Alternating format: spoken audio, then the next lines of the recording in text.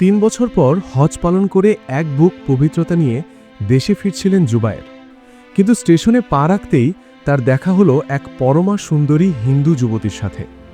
যুবতীটি বিপদে পড়েছিল এবং জুবায়ের তাকে সাহায্য করল। কিন্তু ঘটনা সেখানেই শেষ নয়। জুবায়ের সেই হিন্দু মেয়েটিকে নিয়ে নিজের ঘরে গিয়ে আশ্রয় দিলেন। ধীরে ধীরে হজ ফেরত এই যুবক এক হিন্দু নারীর প্রতি এমনভাবে আকৃষ্ট হয়ে পড়লেন যে লোকলজ্জার ভয় ভুলে তিনি মেয়েটির সাথে এমন কিছু করলেন যা দেখার জন্য গ্রামবাসী মোটেও প্রস্তুত ছিল না। আমাদের সম্মান ধুলোয় মিশিয়ে দিলি। জবাব দে, কিভাবে এমন করলি? গ্রামের লোকেরা তাকে ধিক্কার দিতে শুরু করল। কিন্তু প্রশ্ন হলো, জুবায়ের কি সত্যিই কোনো নিষিদ্ধ প্রেমে মজেছিলেন, নাকি সেই হিন্দু মেয়েটি জুবায়েরকে কোনো মায়াজালে আটকে ফেলেছিল? জানতে ভিডিওটি শেষ পর্যন্ত দেখুন। রাত তখন 3:45। ঘড়ির কাঁটা যেন কুয়াশায় আটকে গেছে। আখাউড়া জাংশন স্টেশনের 4 নম্বর প্ল্যাটফর্মটা এখন প্রায় জনশূন্য। বৃষ্টির ঝমঝম শব্দ আর ঝোড়ো হাওয়ার শোঁ শোঁ আওয়াজের মাঝে মাঝে ট্রেনের দূরপাল্লার হুইসেল শোনা যাচ্ছে। স্টেশনের মাইকে অস্পষ্ট ঘোষণা ভেসে আসছে। চারপাশের পরিবেশটা বেশ থমথমে এবং বিষণ্ণ। বৃষ্টির ছাট থেকে বাঁচতে 2-4 জন ভবক ঘুরে স্টেশনের কোণে কুণ্ডলি পাকিয়ে শুয়ে আছে। কিন্তু স্টেশনের ওই লোহার বেঞ্চটায় যে মানুষটি বসে আছে তাকে দেখে ভবক ঘুরে মনে করার কোনো কারণ নেই। তার পরনে ধবধবে সাদা পাঞ্জাবি আর পাজামা, মাথায় সাদা টুপি, গায়ের ওপর একটা দামি আরব্য রুমাল বা চাদর জড়ানো। চেহারায় একটা আশ্চর্য প্রশান্তি, যা কেবল পবিত্র হজ পালন করে ফেরা মানুষের মধ্যেই দেখা যায়। তার নাম জুবায়ের, বয়স 26 কি 27। একসময় গ্রামের ছোট মসজিদে ইমামতি করত সে, কিন্তু ভাগ্যের পরিহাসে পরিবারের মুখে হাসি ফোটাতে তাকে দুবাই পাড়ি দিতে হয়েছিল। 3 বছর পর আজ সে ফিরছে, পকেটে হজের তেসবি আর মনে এক পৃথিবী শান্তি। জুবায়েরের হাতের তেসবি ঘুরছে আর অস্ফুট স্বরে সে সুবহানাল্লাহ, আলহামদুলিল্লাহ পড়ছে। জুবায়ের মনে মনে মালিকের দরবারে শকর আদায় করছিল। সে ভাবছিল, মালিক, তুমি আমায় হজ করার তৌফিক দিয়েছ। 3 বছর পর নিজের দেশে ফিরছি। মা হয়তো এতক্ষণে জায়নামাজে বসে আমার জন্য পথ চেয়ে আছেন। আর কিছু সময় তারপরই ভোরের ট্রেনটা আসবে। হঠাৎ দূর থেকে একটা বাচ্চার মৃদু কান্নার শব্দ শোনা গেল। কান্নায় কোনো জোর নেই, যেন বাচ্চাটা নিস্তেজ হয়ে পড়ছে। কান্নার শব্দ পেয়ে জুবায়েরের তেসবি থেমে গেল। সে ঘাড় ফিরিয়ে তাকালো। বেঞ্চের ঠিক উল্টো পাশে পিলারের আড়ালে এক নারী বসে আছে। পরনে জীর্ণ একটি শাড়ি, কপালের সিঁদুরটা বৃষ্টির ছাঁটে লেপ্টে গেছে। হাতের শাখাগুলো যেন তার ম্লান চেহারার সাথে পাল্লা দিয়ে সাদা হয়ে আছে। তার কোলে একটি বছর 2-এর শিশু। শিশুটির শরীর জ্বরে পুড়ে যাচ্ছে। মেয়েটির নাম মায়া। সে কারো কাছে হাত পাচ্ছে না, কিন্তু তার দিশাহারা চোখ দুটো বারবার ট্রেনের লাইনের দিকে তাকিয়ে আবার নিভে যাচ্ছে। জুবায়ের মনে মনে ভাবল, এই গভীর রাতে একা এক হিন্দু নারী স্টেশনে বসে কাঁদছে কেন? বাচ্চাটা তো খুব অসুস্থ মনে হচ্ছে। ওর গায়ের ওপর কোনো গরম কাপড়ও নেই। এই শীতে বাচ্চাটা তো মরে যাবে। জুবায়ের এক মুহূর্তের জন্য দ্বিধায় পড়ল। সে মনে মনে ভাবছিল, আমি একজন সদ্য হজ ফেরত মানুষ, হুজুর মানুষ। একা এক পরনারীর কাছে যাওয়া কি ঠিক হবে? লোকে দেখলে কি বলবে? যদি কোনো ফিতনা হয়? শয়তান যেন তার কানে কুমন্ত্রণা দিচ্ছিল যে এসব ছেড়ে নিজের ঈমান বাঁচানোই শ্রেয়। কিন্তু পরক্ষণেই জুবায়েরের বিবেক সজাগ হয়ে উঠল। সে নিজেকেই নিজে বলল, না, আমার ঈমান যদি বিপদে পড়া মানুষের পাশে দাঁড়াতে ভয় পায়, তবে সেই ঈমানের মূল্য কি? নাবিজি তো কাফিরদেরও সেবা করেছেন, আর এ তো এক অসহায় মা। জুবায়ের উঠে দাঁড়ালো। ধীর পায়ে মায়ার দিকে এগিয়ে গিয়ে খুব নরম স্বরে বলল, বোন, ভয় পাবেন না। আমি কোনো খারাপ মানুষ নই, আমি যাত্রী। আপনার বাচ্চাটা কি খুব অসুস্থ? মায়া ভয়ার্ত ও দুর্বল কণ্ঠে উত্তর দিল, হ্যাঁ ভাই, ও খুব কাঁদছিল। এখন আর সাড়া দিচ্ছে না। শরীরটা আগুনের মতো গরম। আমার কাছে একটা টাকাও নেই যে ওষুধ কিনব। এ কথা শুনে জুবায়ের বিচলিত হয়ে পড়ল। সে ভাবল, বাচ্চার এই অবস্থা দেখেও মা শুধু বসে আছে। সে তড়িঘড়ি করে তার ব্যাগ থেকে সৌদি আরব থেকে আনা একটা দামি উলের চাদর বের করল। সেটা ভাঁজ করে মায়ার দিকে বাড়িয়ে দিয়ে বলল, এটা ধরুন, বাচ্চাটাকে জড়িয়ে নিন। এই শীতে ওর নিউমোনিয়া হয়ে যাবে। আর এই নিন জল, আপনিও কিছুটা খেয়ে নিন, আপনার মুখটা শুকিয়ে গেছে। মায়া অবাক হয়ে তাকিয়ে রইল। সে দেখল তার সামনে এক মুসলিম যুবক, মাথায় টুপি, অথচ সে এক অজাত অচেনা হিন্দু নারীকে নিজের দামি কাপড় দিয়ে দিচ্ছে। মায়ার চোখে জল চলে এলো। সে দ্বিধাভরে বলল, আপনি আমাকে কাপড় দিচ্ছেন? লোকে দেখলে আপনার নিন্দা করবে না? আপনি তো হুজুর মানুষ। জুবায়ের মুচকি হেসে বলল, আল্লাহর সৃষ্টির সেবা করলে আল্লাহ খুশি হন মা। কোনো মানুষ যখন বিপদে পড়ে তখন তার ধর্ম দেখাটা বড় কথা নয়, তার প্রাণ বাঁচানোটা বড় কথা। আসুন আমার সাথে, স্টেশনের বাইরে একটা ওষুধের দোকান খোলা থাকার কথা, চলুন ডাক্তার দেখাই। জুবায়ের আর মায়া যখন স্টেশনের গেটের দিকে যাচ্ছিল তখন পাশ দিয়ে যাওয়া কয়েকজন কুলি আর যাত্রী কানাঘুষো শুরু করলো। একজন যাত্রী আরেকজনকে বলল, দেখলি রে, হুজুর মানুষের কাণ্ড দেখ, মাথায় টুপি, মুখে দাড়ি, আর সাথে এক হিন্দু মেয়ে নিয়ে কোথায় যাচ্ছে এই মাঝরাতে? অন্যজন উত্তর দিল, আরে ভাই, এখনকার জামানাই এমন, লেবাস ধরাই সব, ভেতরে কার কি আছে বলা মুশকিল। ভিডিও করতো, ফেসবুকে দিলে ভাইরাল হয়ে যাবে। জুবায়ের কথাগুলো শুনতে পেল, তার কান ঝা ঝা করে উঠল, অপমানে বুকটা ফেটে যাচ্ছিল। কিন্তু সে একবার মায়ার কোলের নিস্তেজ শিশুটির দিকে তাকালো। বাচ্চাটার শ্বাস নিতে কষ্ট হচ্ছে।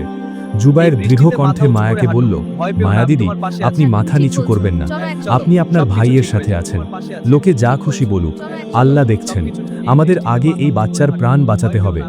তারা দ্রুত স্টেশনের বাইরে বেরিয়ে একটি ওষুধের দোকানে পৌঁছালো। সেখান থেকে ডাক্তার দেখিয়ে বাচ্চার প্রয়োজনীয় ওষুধ কিনে তারা আবার স্টেশনের দিকে রওনা হল।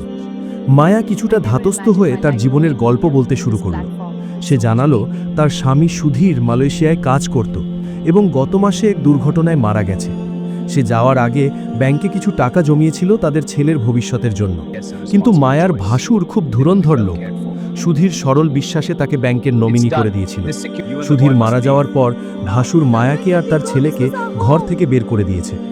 মায়া জানালো সে দুদিন ধরে স্টেশনে স্টেশনে ঘুরছে, কিন্তু কেউ সাহায্য করেনি। সবাই ভাবছে সে হয়তো কোনো খারাপ কাজ করেছে বলে তাকে বাড়ি থেকে তাড়ানো হয়েছে। এ কথা শুনে জুবায়ের স্তব্ধ হয়ে গেল। একজন মানুষ কতটা নীচ হতে পারে যে নিজের ভাইয়ের রক্তকে পথে বসিয়ে দেয়? মায়া কাতর স্বরে বলল, ঠাকুরমশাই, আপনি আমার কাছে ভগবানের মতো এসেছেন। জুবায়ের তাকে থামিয়ে দিয়ে বলল, আমাকে ওসব বলবেন না, আমি সামান্য একজন মানুষ। মায়া দিদি, আপনার লড়াইয়ে আপনি একা নন। আমি জুবায়ের কথা দিচ্ছি, আমি আপনাকে আপনার অধিকার ফিরিয়ে দেব। কাল সকালেই আমরা আপনার এলাকায় যাব, ব্যাংকে যাব, দেখি কার কত ক্ষমতা। দূরে ট্রেনের জোরালো হুইসেল শোনা গেল। দিনের প্রথম ট্রেনটা প্ল্যাটফর্মে ঢুকছে। ইঞ্জিনের শব্দে চারপাশ কেঁপে উঠল। জুবায়ের আর মায়া যখন ট্রেনের দিকে এগোচ্ছিল তখন ভোরের আলো ফুটতে শুরু করেছে। অন্ধকারের পর্দা সরে গিয়ে এক নতুন সকালের ইশারা দিচ্ছে। ট্রেনের একটি খালি কামরায় মুখোমুখি বসে আছে তারা। জুবায়েরের চোখে ক্লান্তি থাকলেও মনের ভেতর এক অটল সংকল্প। অন্যদিকে মায়া তার অসুস্থ সন্তানকে বুকে চেপে ধরে জড়সড় হয়ে বসে আছে। তার মনে ভয় আর সংশয়, এই মুসলিম যুবকটি কি আদেও তাকে তার হারানো অধিকার ফিরিয়ে দিতে পারবে? জুবায়ের তসবি দানাগুলো আঙ্গুলে ঘষতে ঘষতে মায়ার দিকে তাকালো। সে দেখতে পেল মায়ার চোখের কোণে জমে থাকা শুকনো জল আর যন্ত্রণার ছাপ। জুবায়ের মৃদুস্বরে বলল, মায়া দিদি, আপনি শুধু নিজের গন্তব্যের নামটা বলুন, আমি আগে আপনাকে আপনার বাড়িতে পৌঁছে দেব। মায়া কাপা গলায় তার গ্রামের নাম বলল। জুবায়ের মনে মনে হিসেব করল জায়গাটা তার নিজের গ্রাম থেকে খুব বেশি দূরে নয়। ট্রেন যখন মায়ার স্টেশনে পৌঁছালো তখন সকাল 10টা। স্টেশনে নামতেই মায়া যেন আবার কুঁকড়ে গেল। এই সেই চেনা শহর, যেখানকার মানুষ তাকে ধিক্কার দিয়ে বের করে দিয়েছে। জুবায়ের মায়াকে সাথে নিয়ে সরাসরি তার গ্রামে চলল। গ্রামের মেঠো পথ দিয়ে যখন মাথায় টুপি আর মুখে দাড়িওয়ালা জুবায়ের এক হিন্দু নারীকে নিয়ে হাঁটছিল তখন চাষিরা কাজ ফেলে অবাক হয়ে তাকিয়ে রইল। গ্রামের মোড়ে চায়ের দোকানে বসা একদল লোক তো সরাসরি হেসেই উঠল। একজন বলল, আরে এটা তো মসজিদের সেই সাবেক ইমাম জুবায়ের না? বিদেশ থেকে ফিরে শেষে এক হিন্দু মেয়ে ছেলে নিয়ে গ্রামে ঢুকছে, ছি! জুবায়ের এসব কথা শুনতে পেল, কিন্তু সে আজ কারো দিকে তাকালো না। তারা যখন মায়ার সেই পৈতৃক ভিটের সামনে দাঁড়ালো তখন মায়ার ভাসুর রতন ঘর থেকে বেরিয়ে এলো। রতন একজন মাঝবয়সী ধূর্ত লোক, যার চোখের দৃষ্টিতে নিষ্ঠুরতা স্পষ্ট। জুবায়ের আর মায়াকে একসাথে দেখে রতন দাঁত বের করে হাসল। সে চিৎকার করে পাড়ার লোক জড়ো করল এবং বলতে লাগলো, দেখ সবাই, মায়ার চরিত্র কেমন তা তো আগেই বুঝেছিলাম, আজ তার প্রমাণও পেলাম। এক হুজুরকে জুটিয়ে নিয়ে এসেছে স্বামীর ভিটের ভাগ নিতে, লজ্জা করে না তোর? মায়া ফুপিয়ে কেঁদে উঠল। জুবায়েরের শরীর রাগে রি করছিল, কিন্তু সে সংযত থাকল। সে ধীরস্থিরভাবে রতনের দিকে এগিয়ে গিয়ে বলল, চাচা, আজে বাজে কথা বলে মূল বিষয়ে আড়াল করার চেষ্টা করবেন না। আপনার ছোট ভাই সুধীর মালয়েশিয়ায় ঘাম ঝরিয়ে যে টাকা কামিয়েছে তা মায়া আর এই এতিম বাচ্চাটার। আপনি কোন সাহসে তাদের ঘর থেকে বের করেছেন? রতন তাচ্ছিল্যের সুরে বলল, ওই টাকা আমার ভাই আমার নামে নমিনি করে গেছে, ব্যাংকের খাতায় আমার নাম। তুই কেড়ে ছোকরা, বিদেশ থেকে ফিরে খুব বড় সমাজসেবক হয়েছিস? যা নিজের পথে যা, নইলে গ্রাম ছাড়া করবে। জুবায়ের বুঝতে পারল শুধু কথায় কাজ হবে না। সে জানালো যে সুধীর মায়াকে রেজিস্ট্রি বিয়ে করেছিল এবং এই সন্তান তার বৈধ উত্তরাধিকারী। রতন ক্ষেপে গিয়ে জুবায়েরের কলার ধরতে এলো, কিন্তু গ্রামের কিছু তরুণ যারা জুবায়েরকে আগে থেকে চিনত তারা এগিয়ে এসে রতনকে থামালো। উত্তপ্ত পরিস্থিতির মাঝে জুবায়ের স্পষ্ট জানিয়ে দিল, জোর করে সব জেতা যায় না রতন কাকা। কাল সকালেই আমরা থানায় যাব এবং ব্যাংকের ম্যানেজারের কাছে আইনি লড়াই লড়ব। মায়া দিদি আজ আমাদের বাড়িতেই থাকবে। সেদিন রাতে রতনের হুমকি আর গ্রামের লোকের কানাঘুষো উপেক্ষা করেই জুবায়ের মায়াকে নিজের বাড়িতে নিয়ে এলো। সে জানত এই সিদ্ধান্তে মা হয়তো বিপাকে পড়বেন, তবুও বিবেকের তাড়নায় সে এই ঝুঁকি নিতে পিছু পহল না। জুবায়েরের মা যখন তার হজ ফেরত ছেলেকে এক হিন্দু নারীসহ বাড়িতে প্রবেশ করতে দেখলেন, তখন তিনি পাথরের মতো দাঁড়িয়ে রইলেন। জুবায়ের তার মায়ের পা ছুঁয়ে সালাম করে সব ঘটনা খুলে বলল। জুবায়েরের মা ধার্মিক মহিলা। তিনি প্রথমে কিছুটা ঘাবড়ে গেলেও জুবায়ের যখন বলল, মা, এই মেয়েটারও তো আমার মতো একটা মা ছিল, আজও নিরাশ্রয় বলেই কি আমরা ওকে তাড়িয়ে দেব? আমাদের ইসলাম কি এটাই শেখায়? মা তখন নরম হলেন। তিনি নিজের হাতে মায়ার বাচ্চার জন্য গরম খিচুড়ি রান্না করলেন এবং তাদের থাকার জায়গা করে দিলেন। কিন্তু বাইরে পরিস্থিতি উত্তপ্ত হতে শুরু করল। গ্রামের ইমাম সাহেব আর কিছু প্রভাবশালী লোক জুবায়েরের বাড়ির সামনে এসে দাঁড়ালো। তারা দাবি করল এক হিন্দু নারীকে হজ ফেরত প্রবাসীর বাড়িতে রাখা যাবে না।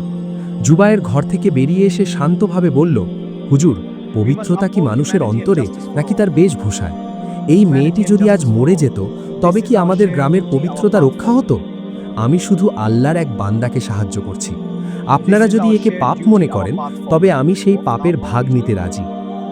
জুবায়েরের যুক্তির কাছে তারা সাময়িকভাবে চুপ হয়ে গেল। পরদিন সকালে জুবায়ের মায়াকে নিয়ে ব্যাংকে গেল।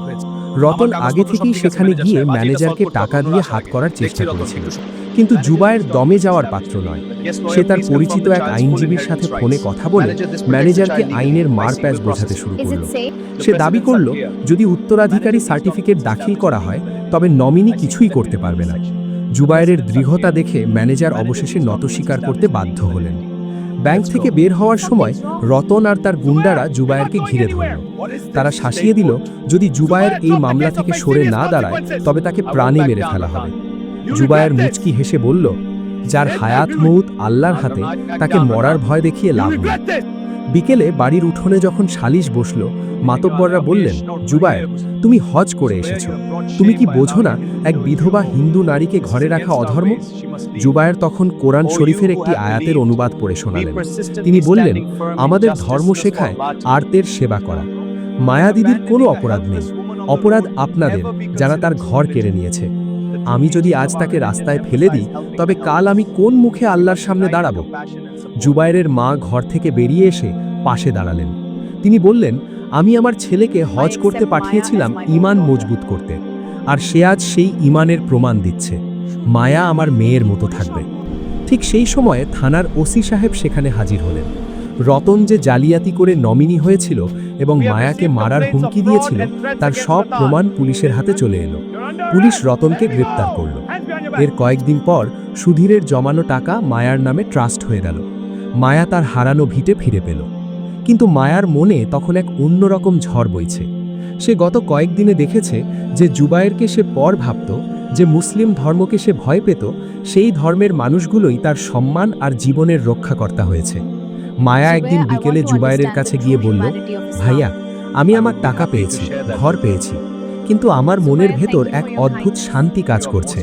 আমি আপনার ধর্মের সেই উদারতাটুকু জানতে চাই। জুবায়ের তাকে ইসলামের সৌন্দর্যের কথা বলল। মায়া স্বেচ্ছায় সিদ্ধান্ত নিল সে ইসলাম গ্রহণ করবে। গ্রামের মসজিদে একদিন জোহরের নামাজের পর মায়া তার নাম পরিবর্তন করে রাখল মরিয়ম। কয়েক মাস পর জুবায়ের এবং মরিয়মের বিয়ে হলো। গ্রামের সেই জরাজীর্ণ মন্দির আর মসজিদের মানুষগুলো সেদিন একসাথে ভোজে অংশ নিল। স্টেশনের সেই অন্ধকার রাত থেকে শুরু হওয়া যাত্রাটি আজ একটি মোহনায় এসে মিলেছে, যেখানে মানুষের ধর্ম আর মানবিকতা মিলেমিশে একাকার হয়ে গেছে। বন্ধুরা, এই গল্পের জুবায়ের বা মরিয়মের মতো আমাদের বাস্তবেও একে অপরের পাশে দাঁড়ানো খুব প্রয়োজন, কারণ বর্তমানে আমাদের এই পৃথিবীটা এক কঠিন সময়ের মধ্য দিয়ে যাচ্ছে। চারদিকের অস্থিরতা দেখে মনে হয় শান্তি যেন হারিয়ে যাচ্ছে। ভবিষ্যতে কি হবে তা একমাত্র আল্লাহ সুবহানাহু ওয়া তাআলাই ভালো জানেন। তবে আমরা যদি অন্তত নিজের জায়গা থেকে মানুষের প্রতি মানবিক হই, তবেই পৃথিবীটা হয়তো একটু শান্ত হবে।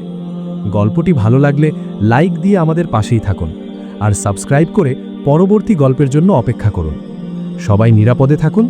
আল্লাহ হাফেজ।